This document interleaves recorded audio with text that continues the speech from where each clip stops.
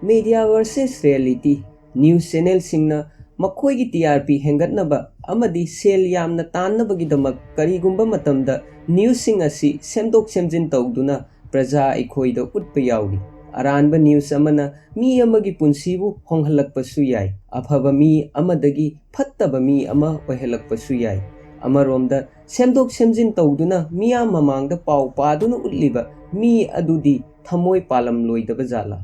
Mahaksu hingnabagidamak thabak ama tawba matamda punsi chupa oidaba ngangadawribara. Masina mahakki punsida ahongba purakloidabra. Wahangsing asigi paukhum ngasigi explain tawgadoriba film masina mayek sengna tagli. Ngasi mayamgi mamangda puduna lagliba film masigi maming Dhamaka kawi. Film masi Netflix ta release tawkhiba film amani. Loinana film masina phangkhiba IMDb rate na 8.1 out of 10 ni. Viewer na explanation na si taraba tungda film masi amuktang di yengbiyu.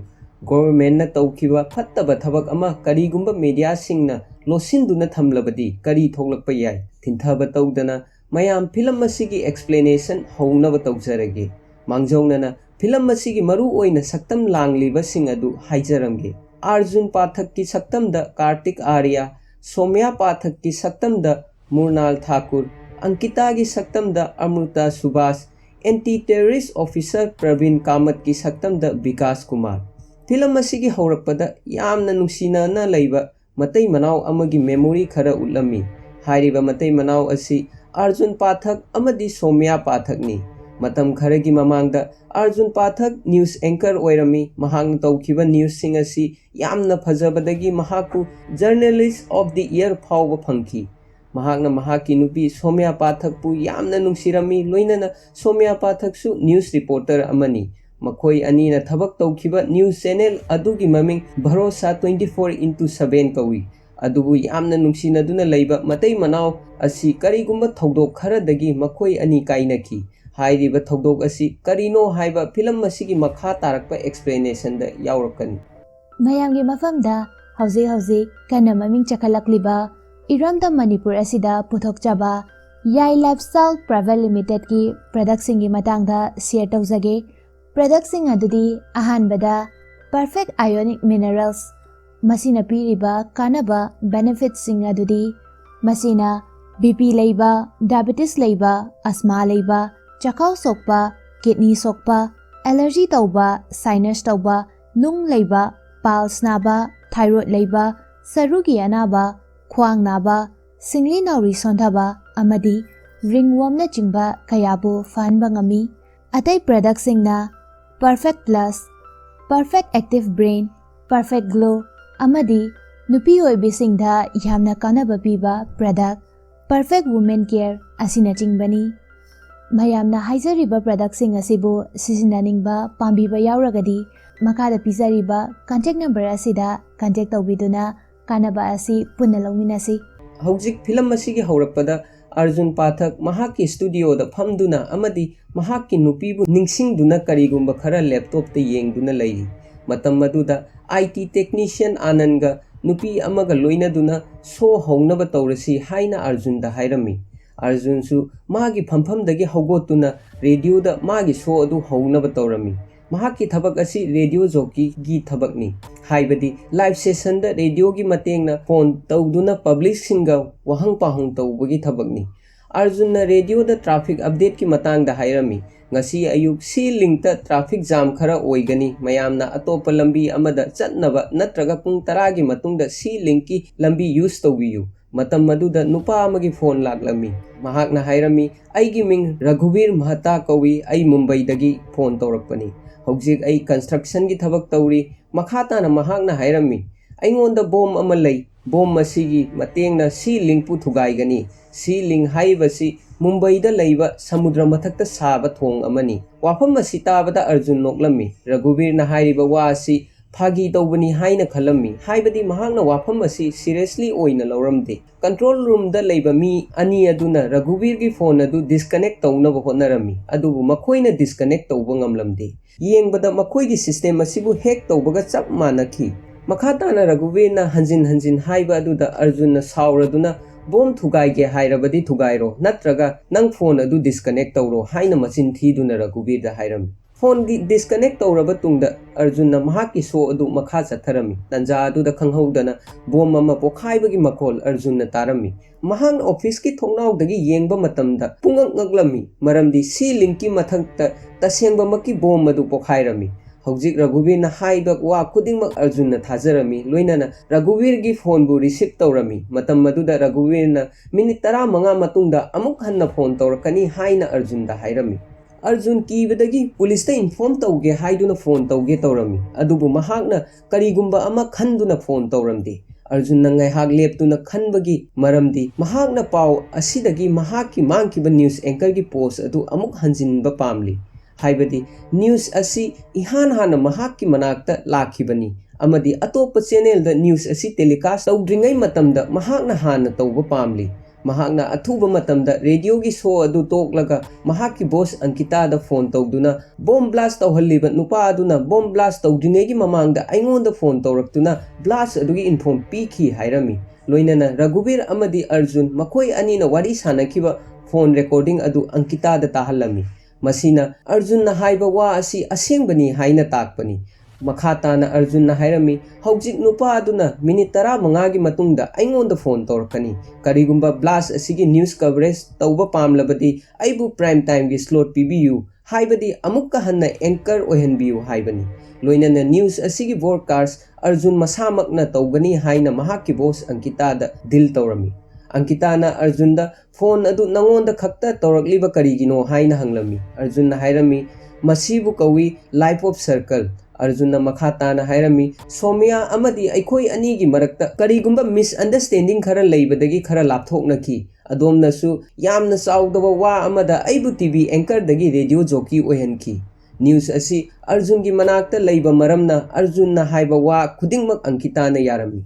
हौजिक live telecast news की दमक Arjun same सारमी online हेक चटपगा रघुवीर का वारी सानादुना बोम अदु रघुवीर न पोखाई हनखिबनी हाइना मचिंदगी हाइहनखी मसिगी मतुंगदा अर्जुन न personally रघुवीर the वारी सादुना हौजिक नंगी वाफम मसी अखोइना ब्रेकिंग न्यूज अमगुमना टीवी द लाइव टेलीकास्ट तौगनी हाइरमी वाफम मसी रघुवीर सु यादुना अयाबा पिरमी ngaihaak leiraga mafam aduda Ankita लाक्तुना Arjun बु ज्ञान तानबा हाइरमी न्यूज असिना मरम ओइदुना अहानबदा चैनल की टीआरपी हाना वांखलनगदबनी अनिसुबदा जर्नलिज्म लाकदबनी नंगना न्यूज असिबु कवर तौबा मतमदा यामना फजबा मओंगदा तौगदबनी न्यूज असिबु येंगलिबा मीसिंगी वाखलदा बोमर अदुगी थमोइबु अखोइना होंगहनखिबा मओंगदा उतकदबनी लोइनाना नंगी लैजबी थाकता महाकपु कन्विंस तौनबा होनगदबनी अर्जुन अंकिता की वा तादुना अमदी ज्ञान तानबा होनरिङै मतमदा ब्लास्ट तौफम मफम अदुदा सोम्या रिपोर्ट तौदुना लैबा अर्जुन उरमी मसी उबदा अर्जुन खरा पाखलमी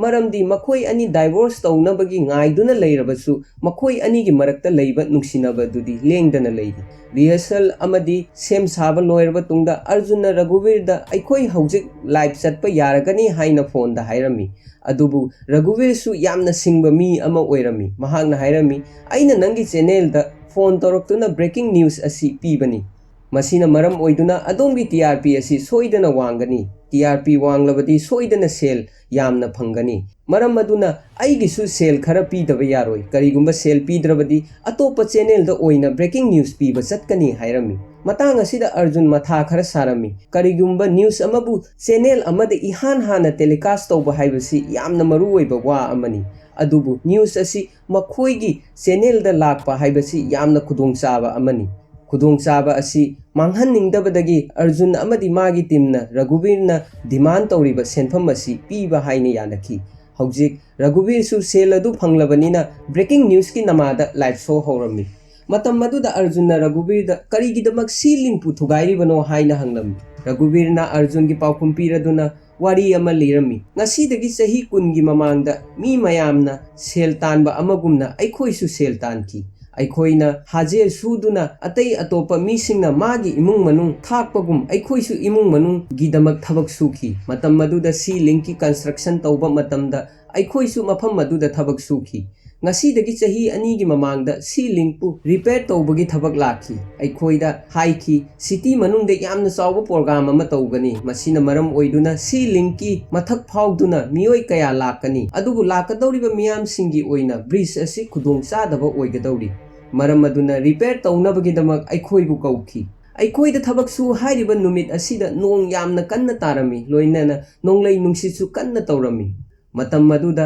अखोइगी ओइबा चेक्सिन थौरांग अमत्ता तौबिखिदे अखोइना मथक थोंगबसिंगदा हौजिक थबक असि तौबदा खुदोंग चारोय हाइखी अदुबु मखोइना अखोइगी वा अमत्ता ताखिदे अहिंग सुप्पा अखोइबु थबक सुहनखी करिगुम्बा थबक असि खरा थुना लोइरबदि अखोइदे लुपा लिसिंग अमा हेन्ना पीगनी हाइखी मखा ताना रघुवीरना हाइरमी लेबाक असिदा लुपा करोड़ कया कया थाददुना डेवलपमेंट तौरी हाइरी अदुबु अखोइगुम्बा मीदी लुपा लिसिंग अमा हेनबा पाम्बगिन नोंग मरकता थवाई खुबाकता हापतुना ब्रिज अदुबु रिपेयर तौदुना लैकी अदुबु थौरी अमा तत्पदगी आइगा थबक सुमिन्नबा मियोय अहुम समुद्र अदुदा ताकी मखोई समुद्रदा तारबसु ngaihakki oina hingki अखोइना मखोई अहुम अदुबु कन्नबा होनकी लोइनना मखोइबु कन्बा ngamgadaba sing adudi city aduda lakadaba achouba mi singbu ngak senduna लैकी मखोई अहुमना सीबगी मरमदी थमोई सेंगना लुपा लिसिंग अमखक हेन्ना पाम्बगिनी हाइरिबा सेल असि नखोइगुम्बा मी अमददी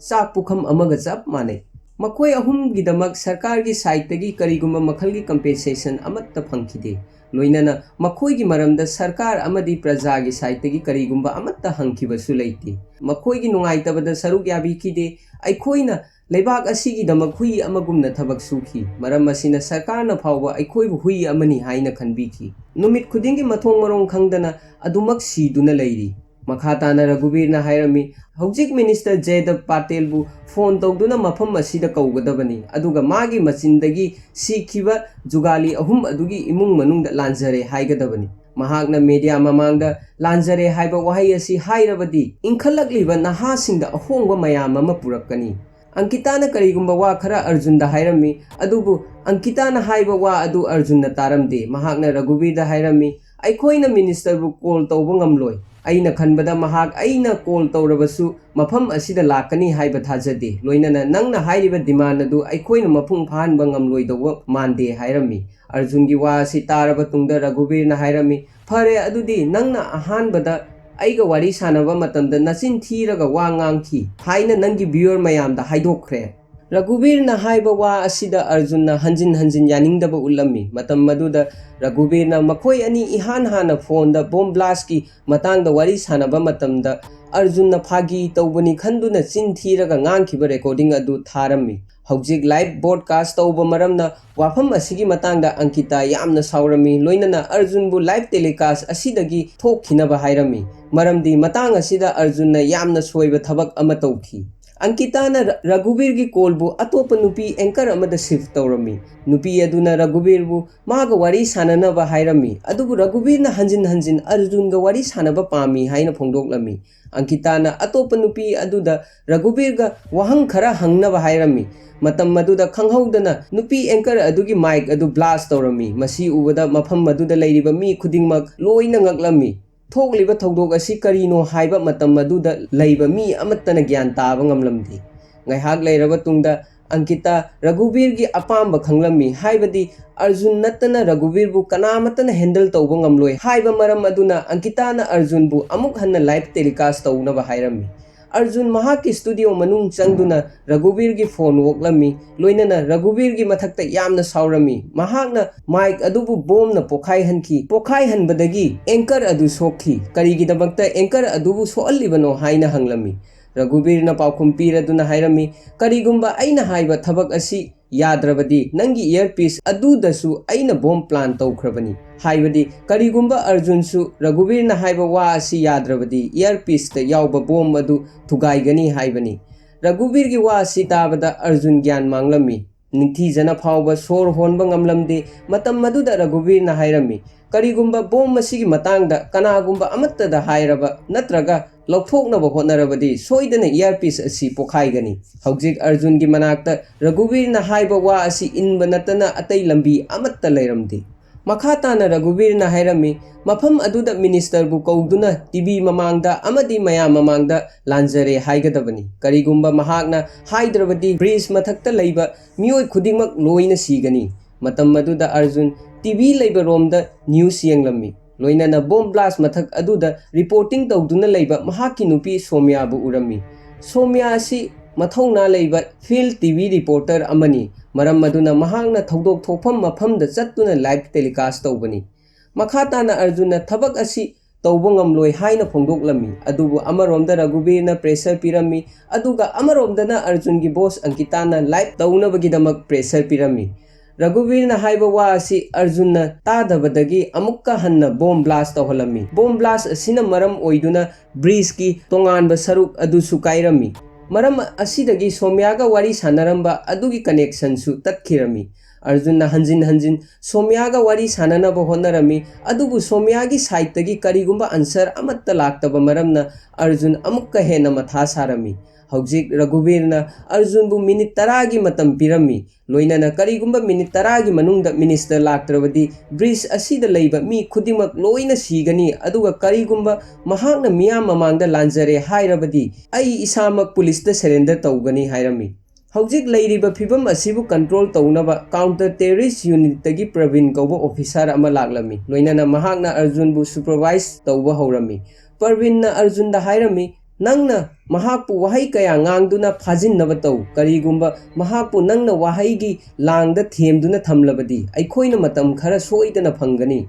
Loinana matam maduda aigi timna mahakpu phanaba honagani. Pravin haiba asigumna chap manana Arjun su tawrami.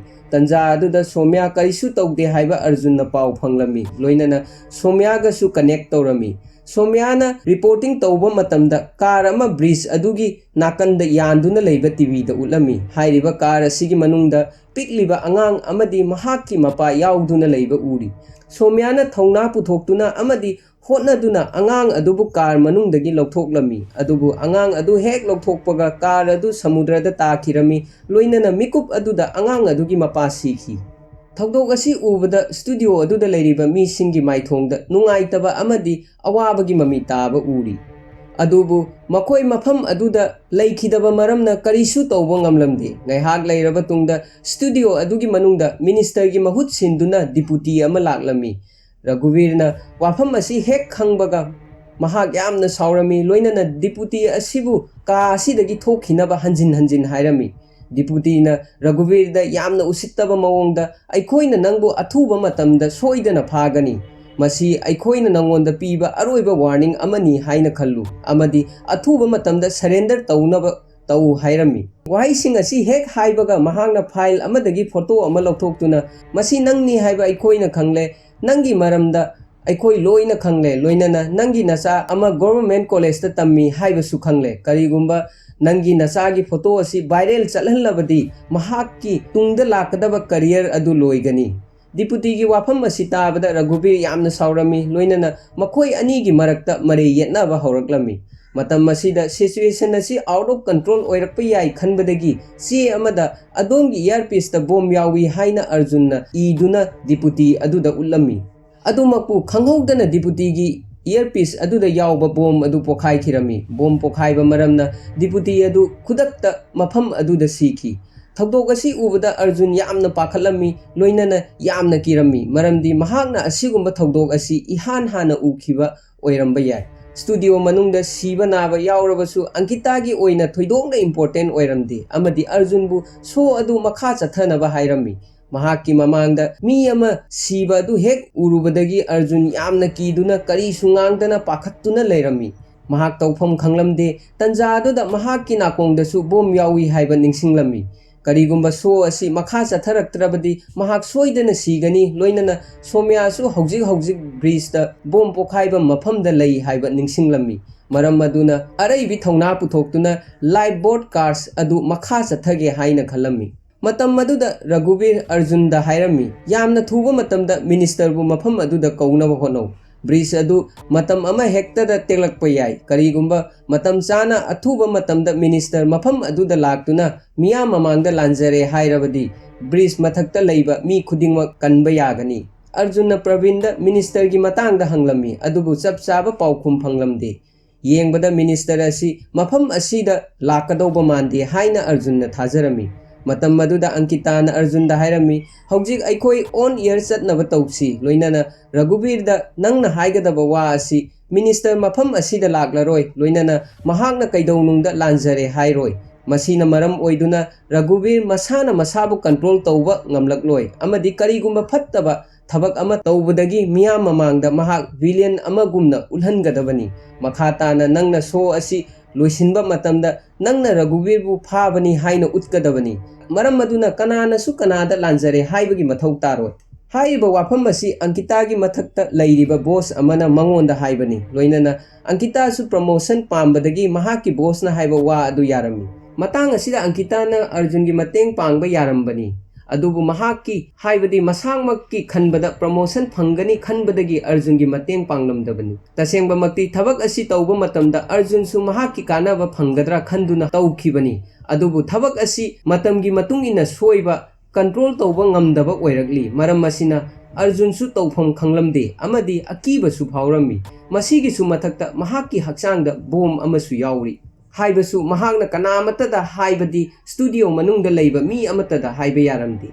ꯍꯧꯖꯤꯛ ꯎꯄꯥꯏ ꯂꯩꯇꯕꯗꯒꯤ live ꯁꯣ ꯑꯗꯨ ꯃꯈꯥ ꯆꯠꯊꯔꯝꯃꯤ ꯔꯘꯨꯕꯤꯔꯅ ꯑꯔꯖꯨꯟꯗ bridge ꯃꯊꯛꯇ reporting ꯇꯧꯔꯤꯕ ꯑꯗꯨ ꯅꯪꯒꯤ ꯃꯔꯤ ꯃꯇꯥꯔꯥ ꯍꯥꯏꯅ ꯍꯪꯂꯝꯃꯤ ꯂꯣꯏꯅꯅ ꯀꯔꯤꯒꯨꯝꯕ ꯃꯍꯥꯛꯄꯨ ꯍꯤꯡꯅ ꯎꯕ ꯄꯥꯝꯂꯕꯗꯤ ꯑꯩꯅ ꯍꯥꯏꯕ ꯊꯕꯛ ꯑꯁꯤ ꯇꯧ ꯀꯔꯤꯒꯨꯝꯕ ꯑꯩꯅ ꯍꯥꯏꯕ ꯊꯕꯛ ꯑꯁꯤ ꯅꯪꯅ ꯌꯥꯔꯕꯗꯤ ꯑꯩꯅ ꯕ꯭ꯔꯤꯖ ꯃꯊꯛꯇ ꯂꯩꯕ ꯃꯤꯁꯤꯡ ꯂꯣꯏꯅ ꯊꯥꯗꯣꯛꯀꯅꯤ ꯍꯧꯖꯤꯛ ꯆꯦꯅꯦꯜꯒꯤ ꯇꯤआरपी ꯑꯃꯗꯤ ꯃꯍꯥꯛꯀꯤ ꯑꯦꯡꯀꯔ ꯑꯃ ꯑꯣꯏꯕ ꯃꯪꯂꯥꯟꯗꯒꯤ ꯍꯦꯟꯅ ꯁꯣꯃ꯭ꯌꯥꯕꯨ ꯅꯨꯡꯁꯤꯔꯝꯃꯤ ꯃꯔꯝ ꯑꯗꯨꯅ ꯑꯪꯀꯤꯇꯥꯅ ꯍꯥꯏꯕ ꯋꯥꯁꯤꯡ ꯑꯗꯨ ꯑꯔꯖꯨꯟꯅ ꯑꯃꯠꯇ ꯌꯥꯔꯝꯗꯦ ꯃꯍꯥꯛꯅ ꯍꯥꯏꯔꯝꯃꯤ ꯍꯧꯖꯤꯛ ꯅꯪꯅ ꯍꯥꯏꯕ ꯋꯥꯁꯤꯡ ꯑꯁꯤ सरकार ने यारे अथुब मतमदा स्टूडियो असिदा लाक्तुना प्रजा मियामदा सोइदना लांजरे हाइरगनी अदुबु नंग असेंग बोमरनी हाइना खुदमगा कोनना हाइगदबनी हाइना रघुवीर दा हाइरमी अर्जुन रघुवीर बु कन्विंस तौनबा कन्न होनरिङै मतमदा खंगौदना अतोप चैनल अमदा अर्जुन की मतांगदा न्यूज उलम्मी अतोप चैनल अदुगी एंकर अदुना अर्जुन दा मराल सीरदुना हाइरमी न्यूज अमबु उतनबगिदमक अर्जुन बॉम्बर अदुदा सेल पीखी हाइरिबा न्यूज असी हौबदगी हौना अर्जुन खंगी अदुबु मसागी कानब खक्ता खनबदगी न्यूज असीगी मतांगदा पुलिस दा फावबा इन्फॉर्म तौखिदे एंकर असीना हाइरिबा वासिंग असीगी इन्फॉर्मेशन अंकिताना पीबनी मरमदी अंकिताना हाइबा वा अमत्ता अर्जुन इनखिदे अदुबु अंकिताना अर्जुन दा हाइरमी करिगुंबा अइना हाइबा वा अदु हौजिक हाइरबदी न्यूज असीगी मतांगदा अइना कंट्रोल तौबा ngамगनी हाइबदी अंकिताना हाइबा वा असी इल्लबदी अर्जुन बु करिसु तौहलोय हाइबनी मतांग असीदा अइखोइना करिगुंबा खरा खंगबा ngамली ब्रिज कंस्ट्रक्शन रिपेयर तौबदा सीखिबा थबक सुबा मियोय अहुम अदुगी न्यूज असी लोसिनदुना थमखिबनी मरम अदुना ब्रिज रिपेयर दा सीखिबा मियोय अहुम अदुगी मतांगदा ngasi फावबा प्रजा मियामना खंखिदबनी लोइनना अर्जुन मागी नुपी सोम्यागी रिसर्च अमदी सोर्स पु हुरानदुना इंटरव्यू अमा तौखी मदुदगी महाकु बेस्ट एंकर की अवार्ड फंखिबनी महाकी नुपीदा नमथाक अमदी हुरान चिंथी तौबगी मरमदगी मखोई अनी काइनखिबनी लोइनना डाइवोर्स तौबगी फिबम फावबा यौरखिबनी वाफम असी रघुवीर सु खंगबदगी अर्जुन की मथक्ता सावरमी महाकना हाइरमी करिगुंबा थौदोक अदु नंगना न्यूज ता हाइरमलबदी मखोइबु सोइदना जस्टिस फंगदबनी अदुबु नंगना न्यूज ता पाव अदु हाइखिदे मरम अदुना नंगसु मिनिस्टर अदुगुमना करप्शन पाम्बा मियोय अमनी अर्जुन रघुवीर की पाउखुम पीरदुना न्यूज चैनल सिंगदा हाबलिबा पाउसे सिंग असी असेंगबा अमत्ता नत्ते मखोइना पाम्बदी सुबनतगी टीआरपी अमदी मरांग काइबा सेल खक्तनी अचुंबा अमा थोलकनबा मतमदा मतम खरा चंगनी अदुबु ऑडियंस सिंगी मफमददी मतम अदु फावबा ngaiba ngambagi matam leite नंगी ननाक्ता बोम की रिमोट लेबगुम ऑडियंस सिंगी मनाक्ता सु रिमोट कंट्रोल लई हाइबा रिमोट कंट्रोल असिसु न्यूज चैनल सिंगना की मखाताना अर्जुन हाइरमी ऑडियंस सिंगना धर्मा पामी चैनल सिंगना टीआरपी पामी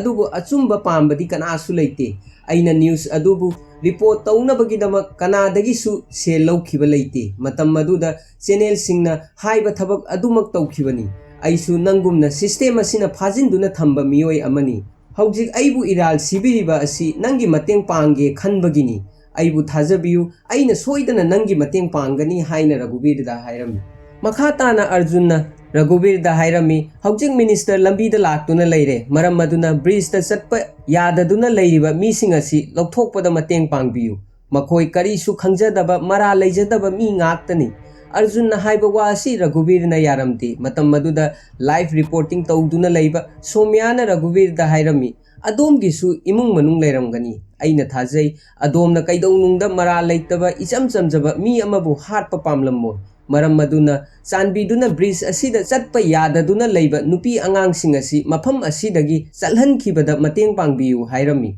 somyana haiba wa asi Raghuvir gyan tarami loinana nupi angang asibu mafam adudagi rescue tawbuda yetloi hairami matam maduda somyana hairami aina pambasu adomgi apambadu sarkarna soidana piba oisanu loinana kanagumba amada lanjare haibada miyoi adugi amangba amadi ijat tagadaba amatta leite somyana wahai asi indirectly Arjun da haibani karigumba thokliba thodok adugi matangda Arjun na somyada lanjare hairam labadi makoi anigi wafam asi divorce phawba yauramdaba yai somyana camera tamna yengduna Arjun na mahapu yenglamgani haina thajarami loinana Arjun su yamna nungsina amadi nungaitana somya tamna yenglamni tanja aduda khangawdana bridge adu mapung phana kaikhirami loinana samudragi irol nungda tasinki bridge adu tekpa maramna bridge aduda leiba mi khudingmak ising manungda tasinki matam maduda somyagi connection su tatki thodok asi Arjun su TV da urami loinana mahak su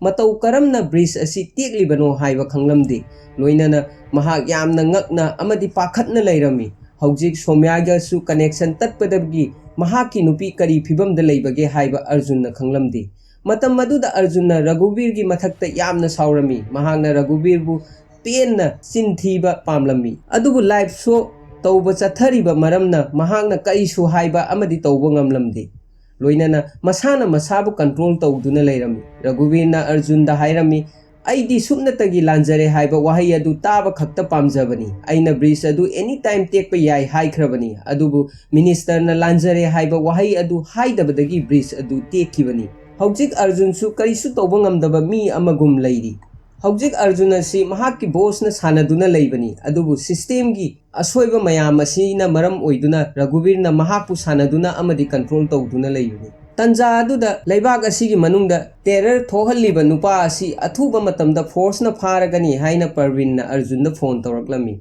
matam maduda Raghuvir na Arjun da hairami haujik force na aibu phana ba lakli adubu makhoina phadringai gi mamangda building asibu blast tawhangani hairami haujik building asi studio ka hek thangnana leiba building ama oiri hairiba building asi mapung phana saba loidri loinana mafam asidagi Raghuvir na miyam mathakta yengsinduna thabak tawba oiri Arjun na Parvin da jaga adu changanu haina inform tawge hek tawba matamda khangawdana building adu su blast tawrami loinana building adu da leiba mi khudimak loina sirami bom pokhaiba aduna maram oiduna building adugi mathakta leiba crane adu studio manung changlaktuna studio aduda atoi akai thohalami ngaihak leiraba tungda Arjun studio adugi manungda gyan taraklami loinana mahak mathanta leirami matam maduda Raghuvir asi sikhiba thabak suba miyoi ahum dugi manungda amani haina news ta haiba Arjun na urami haibadi bomber asi Raghuvir nate kanagumba amana Raghuvir gi maming sizinaduna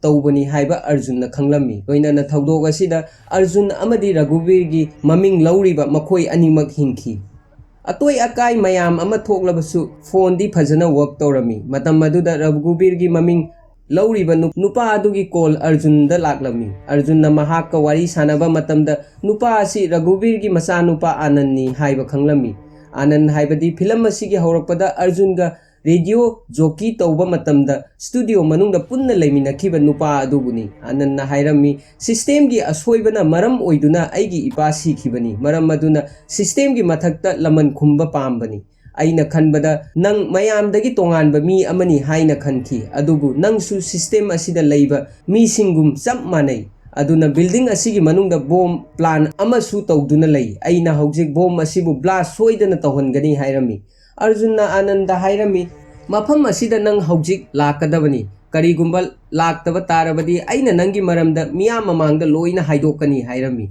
Arjun na wahai asi haiba loibaga mafam aduda leiba camera amabu stand mathakta hapkatlaba tungda aigi ming Arjun Pathak kawi haujik mayamna yengliba asi Bharosa 24/7 news channel ni mafam asidasu bom ama leiri bom asi matam ama hekta da kaiba yai adubu aina start tawkhiba news asi aina loisingani masigi matungda mahak mafam amada changduna lolami amadi mafam aduda Anand lakpa ngairami. Anand mafam aduda hek lakpa matamda Arjunna mahakki mamangda thoklami. Loinana mahakna hairami haujik camera asi nangi mamangda leiri amadi nang haujik mayam pumbana live te yengli. Maram aduna karigumba thabak amatta tauge khanganu.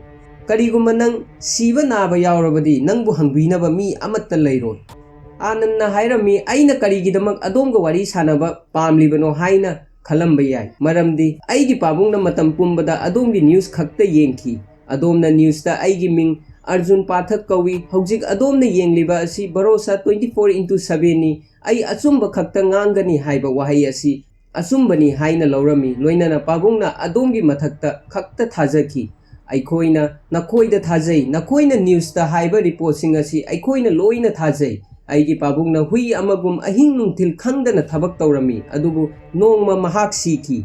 Mahak siraba matungda mahakpu hangbiba mi amatta leite. Aina pambadi sumnagi lanjare haiba wahai adu khaktan taba pambani. Adubu wahai adu aina taba phangkidi. Arjunna mahakpu gyan tanaba haigi hek tawba matamda khanghaudana nongmai maru amana Anandgi thabakta panbadagi mahak laimai thakta tarami. Army officer amana mahakpu nongmaina kapani.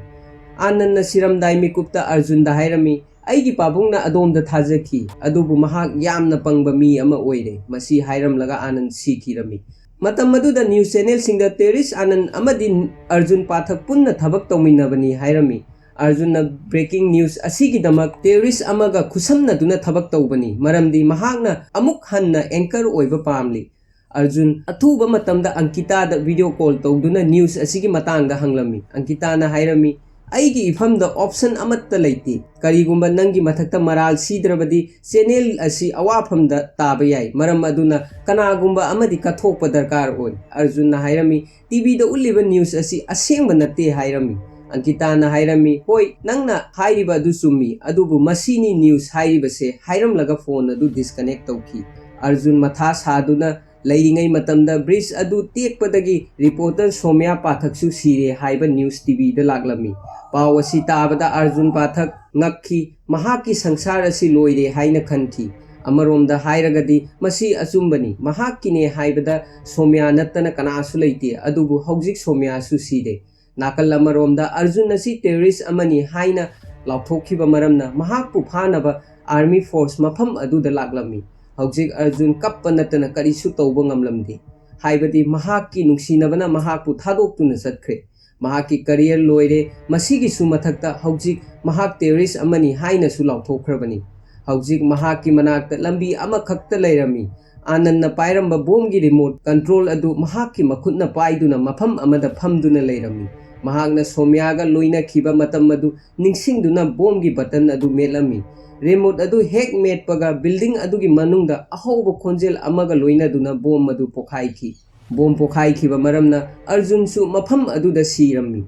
Matang asida yamna nungaitaba sin asiga loina duna film asi loikhirami.